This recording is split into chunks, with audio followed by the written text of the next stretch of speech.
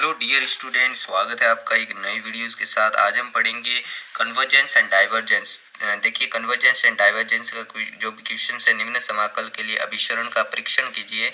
यहाँ पर इंटीग्रेशन दिया 0 to 1 x to the power n minus 1 e to the power minus x dot dx यानी गुणा, है ना। तो यहाँ पर जो भी मैंने कन्वर्जेंस एंड डाइवर्जेंस यानी अभिचारी और अपचारी परीक्षण के लिए जो पहले म्यू टेस्ट, लैम्बर्ट बीएट टेस्ट जो भी पढ़ाए थे और भी क्वेश्चंस पढ़ाए, उसमें देख सकते हो मैंने। अब मैं डायरेक्ट इस क्वेश्चंस को सॉल्यूशन आपको प्रोवाइड करवाऊंगा।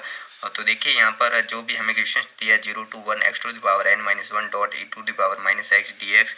यहाँ पर हम एक स्थिति लेंगे। क्या स्थिति लेंगे कि देखिए, चूंकि यहाँ पर n-1 है ना, जो हमें दिया है, ये एक 0 से बड़ा ले लेते हैं या उसके बराबर ले लेते हैं ना। तो ये हमने स्थिति मानी है। तो यहाँ पर देखिए क्या हो जाएगा, जब ये एक इधर चला जाएगा तो n बड़ा हो जाएगा या बराबर हो जाएगा 1 से।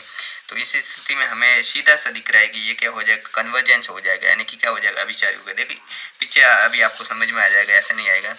तो इसके विपरीत लेंगे यानी n ग्रेटर देन 1 लेंगे तो ये x बराबर 0 पर अपरिबद्ध है। देखिए यहाँ पर 1 लेंगे तो 1 में से 1 गया 0, तो यहाँ पर जो x की पावर 0 यानी कि ये परिबद्धता का जो परिबद्धता के लिए संतुष्ट करना चाहिए वो हमें संतुष्ट नहीं कर पा रहा है।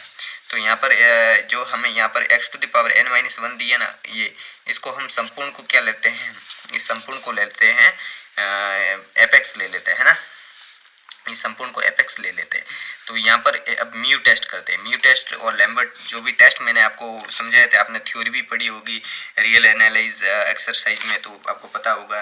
तो म्यू इज इक्वल टू, इसको हमें शून्य बनाना, तो म्यू इज इक्वल टू मैंने 1 माइनस एन लिया, इसके विपरीत है ना 1 माइनस एन।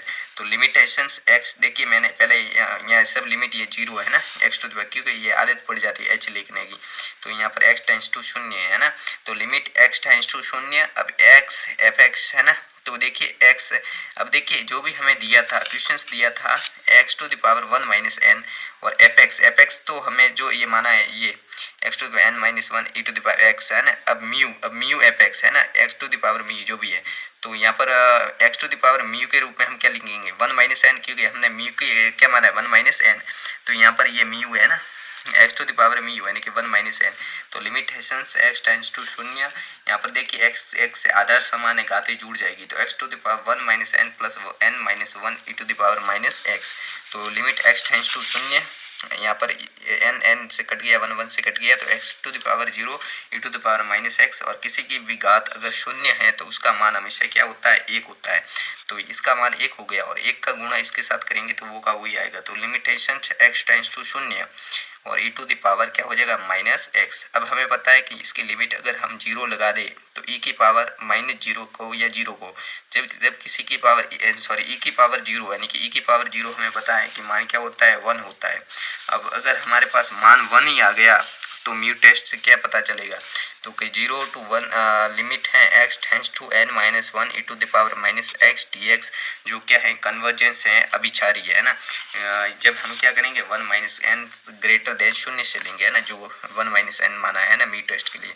और इसके विपरीत लिख दो ये की लाइन, जब n क्या हो जाएगा, n खुद बड़ा हो जाएगा 0 से, ये तो हमें पता ही है, ये इसके आधार पर लिख देंगे।